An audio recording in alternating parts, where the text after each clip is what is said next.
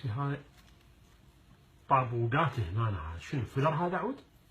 هذا طابوق ابوي باعي. دكتور. طيب حقش ابوي لا تشيلها. دكتور يأذيني كلش يأذيني دكتور. هاي طابوقه باعي بنتي طابوقه حدها لهنا. طابوقه دكتور احكي لي شنو هاي؟ احكي لي بس. هاي رحت وحده صالون وضربتني. صالون؟ اي على اساس فيلر 6 اشهر. بس لا تجيبين اسم الصالون، بغداد لو خارج بغداد؟ لا بغداد. خوفي سدي الموضوع. قالت ليش فيلر دائم لو قالت لي لا قالت لي 6 اشهر وينتهي. شنو ايش قالت لك؟ امريكي فرنسي ايش قشمرتك؟ ما جابت لي اسم ما جابت لك؟ اي حقنتك. زين هاي ام صالون شنو يعني؟ تحقن هي ام صالون تقص شعر لو تحقن فيلر؟ والله ما ادري. اكو ناس يسوون اياها هم يعني فيلر وهاي؟ اي يسووا بوتوكس يسووا فيلر. اي خوش.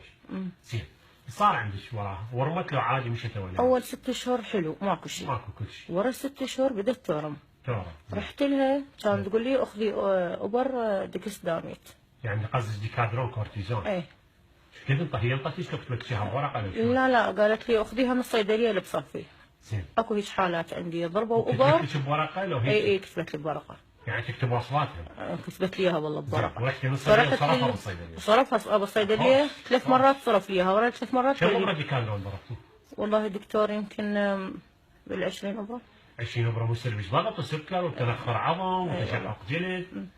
صار بيش ورا من ضربتي الابره؟ والله كل هاي اللي تقول عليه كله صار بي، وجسمي صار بي يعني، وخفقان بقلبي صار. ليش ما رحتي طبيب وقلتي له يابا هاي شفتي هيك صارت شوف لي شارك؟ ليش تروحين مرتبك عليها؟ وانا دكتور لانه هي قالت عندي انا هاي الحاله صارت بس بالابر تعالجت. زين وراها صار عندك ما قامت تتعالج، مو لو تفش وتنزل شوي تفش ترجع طبيعي. ورا ايش قد ترجع طبيعي؟ يعني تاخذ لها اسبوع ورا الابر يوميه ابره 7 ايام. الله اكبر. ورا الابره ترجع طبيعي. زين. اترك الابره ترجع تتصلب. هاي صارت جد على هاي المعاناه اختي؟ 8 اشهر. 8 اشهر تدفعين الثمن وهاي المعاناه من وراء تصرف خاطئ، مهنه غير مهنتها، حلاقه مهنتها تقص شعر، تميز شعر، تصبغ شعر، مو مهنتها تحقن فيلر وبوتوكس تضرب ابر بالوجه. اي صح. اوكي؟ بس هاي فوضى وضعف رقابه، وصوتكم انتم الناس همين قله وعي حقيقه. اي صحيح. زين حاولتي تروحين يم اطباء بعد هذا ولا لا؟ اي حاولت، رحت الاطباء هواي هنا بالعراق ما قدروا لحالتي، سافرت سوريا مرتين. على هاي سافرت سوريا؟ اي. زين ايش قالوا لك ما قدروا يسووها، قالوا المنطقه متحجره وما نقدر. عندهم طابوقات؟ طابوقه هسه انت بشفتك الجو، طابوقه بشفتك السفلى. ما حد قدر له. الفوق والجو.